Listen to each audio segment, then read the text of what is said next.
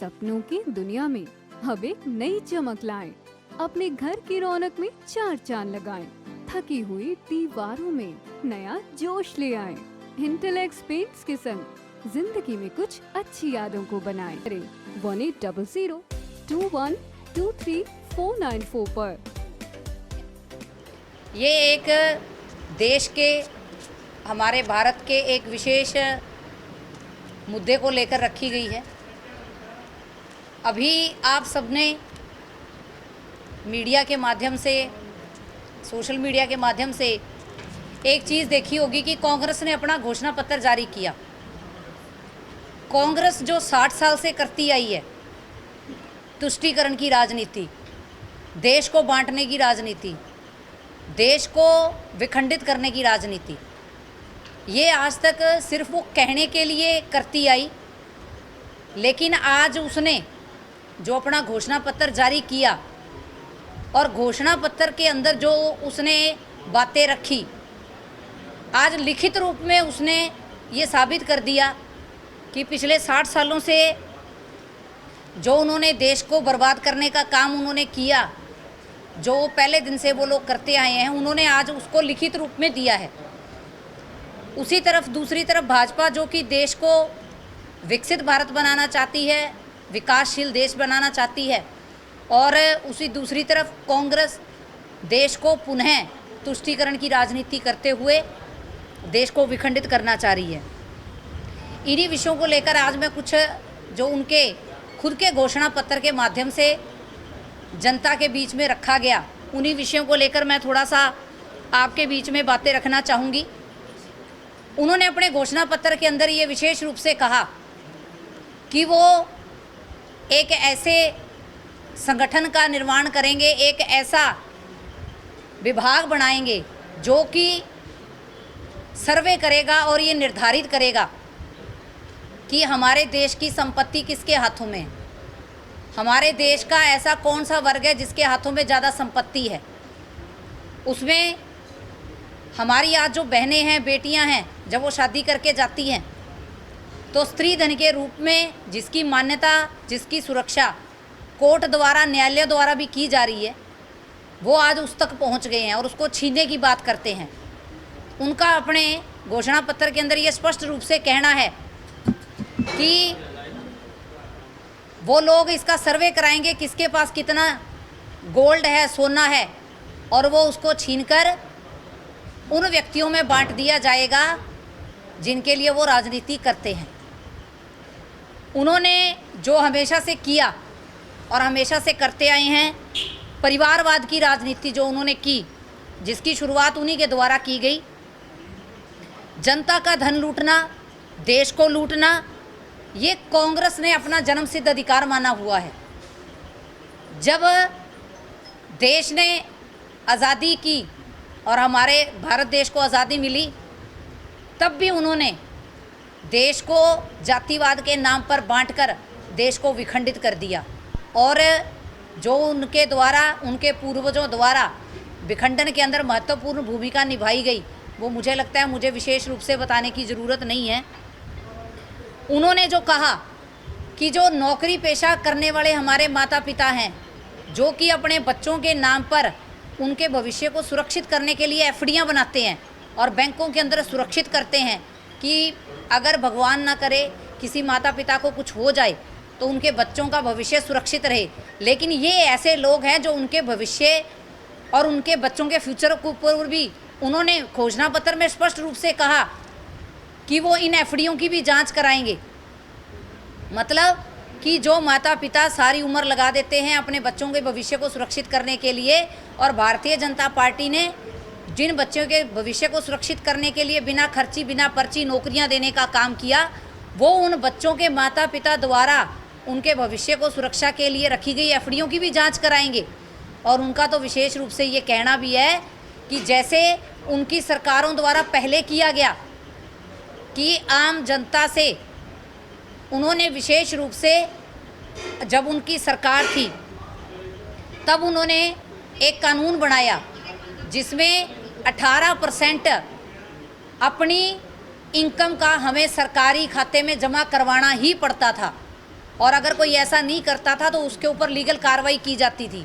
और ये जो धन है, ये किसका धन कितने सालों तक सरकार के पास रहेगा,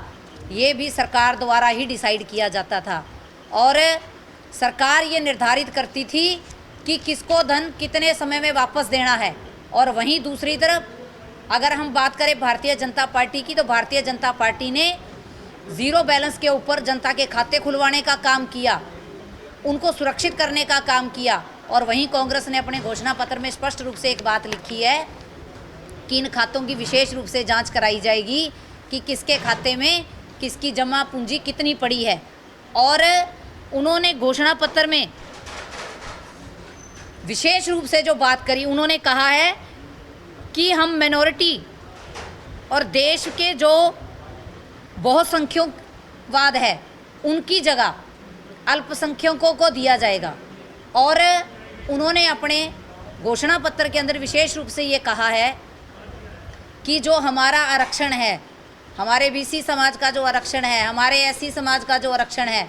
उसमें से काट कर 15% का जो आरक्षण है वो अल्पसंख्यकों को दे दिया जाएगा। तो ये किस तुष्टीकरण की राजनीति कर रहे हैं और क्या वो देश को कहाँ खड़ा करना चाह रहे हैं, ये मुझे लगता है कि वो जनता भली भांति समझ रही है कि वो किस बात को, और उनकी घोषणा पत्र के अंदर विशेष रूप से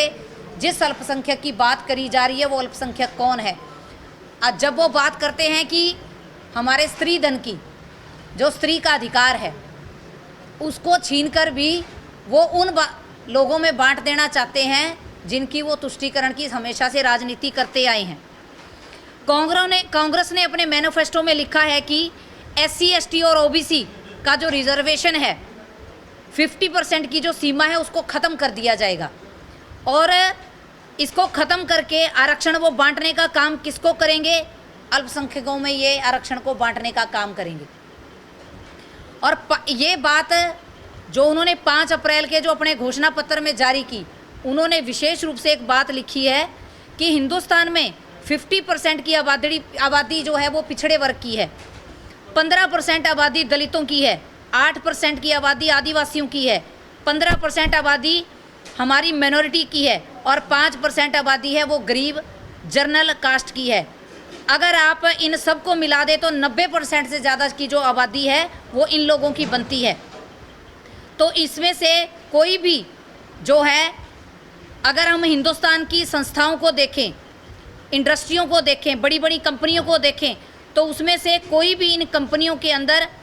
इन इंस्टीट्यूशनों के अंदर, उन संस्थाओं में दिखाई नहीं देते। देश का जो वो एक्सरे करना चाहते हैं, वो विशेष रूप से उन्होंने लिखा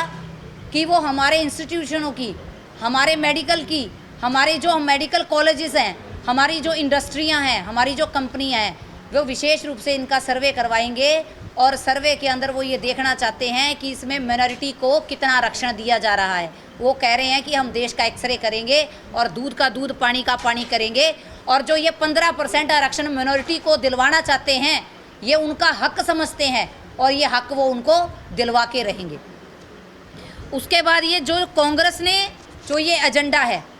ये उन्होंने लिखित रूप में भले ही 5 अप्रैल को जारी किया, लेकिन कांग्रेस की जो ये पटकथा है ये पहले से ही लिखी जा चुकी थी। जब राहुल गांधी जी ने महाराष्ट्र में हाल ही में जब एक रैली की, तो उसमें उन्होंने सार्वजनिक रूप से ये कहा कि किसके पास कितनी संपत्ति है, इसके लिए एक व्यापक आर्थिक वित्तीय संस्थागत सर्वेक्षण किया जाएगा। इसके बाद फिर राहुल गांधी ने 6 अप्रैल को 2014 को तेलंगाना में एक रैली को संबोधित करते हुए कहा था कि जितनी आबादी माइनॉरिटी की है, और नारे के साथ इस बात का उन्होंने जिक्र करवाया था कि कांग्रेस सत्ता में आते ही पता लगाने के लिए एक वित्तीय संस्थागत सर्वेक्षण कराएगी कि देश की अधिकतर संपत्ति पर किसका नियंत्रण है। राहुल गांधी ने कहा है कि इसके लिए वो राष्ट्रव्यापी जाति जनगणना करवाएंगे। तो ये कांग्रेस का मैनिफेस्टो है, जिसके अंदर उन्होंने विशेष रूप से पर्टिकुलर किसको टारगेट किया, किसके लिए वो आरक्षण मांग रहे हैं, किसके अंदर वो हमारे जो 90% की हमारी आबादी का देश है उसकी वो संपत्ति छीनकर इन लोगों में बांटना चाह रहे हैं। जिस संपत्ति के अंदर जो पहले उन्होंने बिल लेके आए उसमें तो सिर्फ उन्होंने ये किया कि 18% हमें हमारी इनकम का जमा करवाना है उनकी सरकार में, लेकिन यहाँ इस बार तो उन्होंने लिखित रूप में ये चीज़ें दे दी कि वो हमारी महिलाओं के मंगलसूत्र तक का सर्वे करवाएंगे, और अगर किसी के पास ज़्यादा भारी मंगलसूत्र पाया जाता है तो क्या वो उस मंगलसूत्र को छीन कर मिनोरिटी को देने का काम करेंगे। ये जो उनकी मानसिकता, ये जो वो सदा से उनका परिवार करता आया तुष्टीकरण की राजनीति, ये उसका जीता जागता उदाहरण है जो उन्होंने अपने मैनिफेस्टो के अंदर जारी किया है। इसका भी मैं विशेष रूप से, ये मैं कोई कहने के लिए बात नहीं कर रही, ये लिखित रूप में है कि सन 1963 के अंदर एक कानून के लिए इन्होंने बात करी जिसको उन्होंने सन 1974 के अंदर लागू किया, जिसका मैंने अभी जिक्र किया कि 18% व्यक्ति को अपनी इनकम का सरकार के अंदर 3 से लेके 5 सालों के लिए जमा रखना पड़ता था। एक आम व्यक्ति, एक नौकरी करने वाला व्यक्ति जिसकी 20 से 25 हज़ार रुपये तनख्वाह है, वो अपने परिवार को भी चलाता था और 18% उसको 3 से 5 सालों के लिए सरकारी खजाने में जमा करवाने का भी काम करना पड़ता था, और अगर ऐसा कोई ना करवाए तो उसके ऊपर वो लीगल कार्रवाई करने का काम करते थे। इस तरह से उन्होंने पहले भी जनता को लूटा है, और अब उन्होंने लिखित रूप में दे दिया है कि वो कैसे आगे जनता को और लूटने का काम करेंगे, कैसे वो हमारे परिवारों की एफडियां तोड़कर सरकार के खजाने में जमा करवाने का काम करेंगे। मतलब उनकी जो सोच है, उनकी जो दृष्टि है,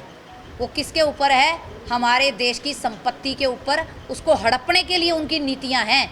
उसको ख़त्म करने के लिए उनकी नीतियां हैं, लेकिन देश को हमने आगे कैसे बढ़ाना है, देश को हमने आर्थिक व्यवस्था को कैसे मजबूत करना है, इसके लिए उनके पूरे मैनिफेस्टो में कहीं कोई जिक्र नहीं है। आज जनता बड़ी समझदार है, जनता को सब पता है, और जनता अच्छे से जानती है कि 2014 से पहले हमारे देश की क्या स्थिति थी और 2014 के बाद आज हमारा देश कहाँ खड़ा है। आज हमारा देश बात करता है G20 की, आज हमारा देश बात करता है भारत वंदे ट्रेन भारत में बनने की, आज हमारा देश बात करता है 100 सेना के लिए फाइटर जेट प्लेन खरीदने की, आज हमारा भारत बात करता है धारा 370 हटने के बाद एक जो शांति स्थापित हुई है उसकी, आज हमारा भारत बात करता है कि कैसे हमारा युवा हर चीज़ को बनाने वाला बने। आज हमारा देश बात कर रहा है वोकल फॉर लोकल की, आज हमारा देश बात कर रहा है कि कैसे जो पहले 2014 से लेके अब तक एक टारगेट लिया गया था कि 3 लाख हमने लखपति दीदी बनानी है, उसमें से उस टारगेट को कितना अचीव नरेंद्र मोदी जी द्वारा किया गया, और हमारा देश आज लखपति दीदी के नाम से हमारी बहनें जानी जाती हैं। आज हमारा देश उस चीज़ की बात करता है। और दूसरी तरफ जो कांग्रेस ने अपना ये मैनिफेस्टो जारी किया, ये कांग्रेस के द्वारा, राहुल गांधी जी के द्वारा रैलियों के अंदर जो उन्होंने अपने मैनिफेस्टो को बताया, मैंने सिर्फ उन्हीं बातों को आपके बीच में रखा है कि कांग्रेस आने वाले समय में उसका जो टारगेट है वो क्या है। कांग्रेस आने वाले समय में हमारे देश को कहाँ, जो देश है उसको कहाँ लाकर खड़ा करना चाहती है, उसकी बात कर रहा है। मुसलमानों के देश के संस्थानों पर पहला हक, हमारे मुसलमानों का पहला हक होना चाहिए हिंदुस्तान के ऊपर। ये उस वक्त के प्रधानमंत्री मनमोहन सिंह जी का बयान था, ये अचानक आया हुआ बयान नहीं था। ये जो उनके द्वारा, उनके जो परिवारों के द्वारा देश को बांटने की नीतियाँ उनके सिस्टम से चल रही हैं, उनके समय में चलती आ रही हैं, ये उनके, मैं आपको डेट के साथ और सन के साथ बता रही हूँ कि उनके द्वारा, उनके प्रधानमंत्री के द्वारा और उनके नेताओं के द्वारा जो सार्वजनिक रूप से सार्वजनिक मंचों पे कहा गया है, ये उसकी बात कर रही हूँ मैं। मुसलमानों के देश के संस्थानों पर पहला हक वाला मनमोहन सिंह जी का बयान, ये हम सब ने देखा था। उसमें उन्होंने विशेष रूप से क्या कहा था कि मुसलमानों को सरकारी नौकरी में अलग से 15% का आरक्षण मिलना चाहिए। ओबीसी आरक्षण को धर्म के आधार पर बांटकर मुसलमानों को 6% अलग से आरक्षण दिया गया। धर्म परिवर्तन करने पर भी जो SC/ST समाज के लोग अगर अपना धर्म परिवर्तन करके मुसलमान बन जाते हैं तो उनको जो SC/ST की सुविधाएं हैं वो अलग से मिलनी चाहिए, और जो मुस्लिम होने के नाते वो जिस आरक्षण की बात मनमोहन सिंह जी द्वारा की गई उसको वो अलग से मांग रहे हैं, और हमारे OBC समाज का जो आरक्षण है उसको ख़त्म करके उसमें भी 6% का जो आरक्षण है वो भी वो मिनॉरिटी के लिए उन्होंने लिखित रूप में कहा है। दूसरा बयान, मुसलमानों को संस्थानों पर पहला हक देना, सिर्फ ये बयान नहीं आया था, ये दिसंबर 2006 में दिल्ली के अंदर लिखित रूप में कहा गया था। ये जो, और इसकी सिफारिश करने वाले कौन थे? उस वक्त की कांग्रेस की सरकार ने इस बिल की सिफारिश की थी, और इस बिल को वो पास करके हमारे जो हक है, हमारे जो अधिकार हैं 90% की आबादी के, उनको छीनने के लिए जो उनका पहले दिन से एजेंडा है, जिस एक पर्टिकुलर चीज़ के लिए, पर्टिकुलर एक कास्टिज़म के लिए, वो आप सबके बीच में है। यह विचार कि भारत के संसाधनों पर मुसलमानों का पहला अधिकार है, और गरीबों और इनके जो रिहायशी इलाके हैं, हमारे जो मकान हैं, उन्होंने अपने मैनिफेस्टो में कहा है कि आज हम नौकरियां करने के लिए शहर में आ गए हैं, और शहर में नौकरी करते इतना समय हो जाता है कि हम हमारा एक मकान शहर में बना लेते हैं। लेकिन वो इसका सर्वेक्षण कराएंगे कि अगर हमारा एक मकान शहर के अंदर है और दूसरा हमारा पैतृक मकान गांव के अंदर है, तो उसको भी छीनकर मिनॉरिटी को दे दिया जाएगा। मतलब कि जिस मेहनत की, खून पसीने की कमाई से हमारे बाप दादाओं ने, हमारे बुजुर्गों ने हमारी संपत्ति को सहेज के रखा है, वो उसको भी छीन कर उनके के अंदर बांटने का काम करेंगे, ऐसा उन्होंने अपने मैनिफेस्टो के अंदर लिखा है। और जो ये इनका मैनिफेस्टो आया है, ये इनका लिखित रूप में मैनिफेस्टो आया है, और बड़ी हैरानी की बात है कि हमारा हिंदुस्तान, हमारा भारत देश, क्योंकि इन्होंने मैनिफेस्टो जारी किया है अंग्रेजी में, क्योंकि सारे अंग्रेज हैं ना इस पार्टी में, तो इसलिए मैनिफेस्टो भी अंग्रेजी में जारी किया गया है। तो हमारे भारत देश के अंदर अंग्रेजी में मैनिफेस्टो के अंदर जो उन्होंने जारी किया वो आप क्लियर रूप से पढ़ सकते हैं, और बड़े क्लियर शब्दों में उन्होंने जो लिखा है वो मैनिफेस्टो का हिस्सा है, जिसका हिंदी अनुवादन मैंने आपको बताया है, क्योंकि इंग्लिश के अंदर मैनिफेस्टो पढ़ना ये हमारे सबके बस का नहीं होता, क्योंकि हमारी मातृभाषा, हमारी हिंदुस्तान की भाषा हिंदी है, जिसको मान्यता पूरे देश ने दे रखी है, लेकिन अभी तक उनके थोड़ा समझ में कम आता है। तो इसलिए, क्योंकि अंग्रेज़ों को हिंदी थोड़ी समझ मेरे को लगता है कम आती है, इसलिए मैनिफेस्टो भी इंग्लिश में जारी किया गया है। तो ये उनके लिखित पॉइंट है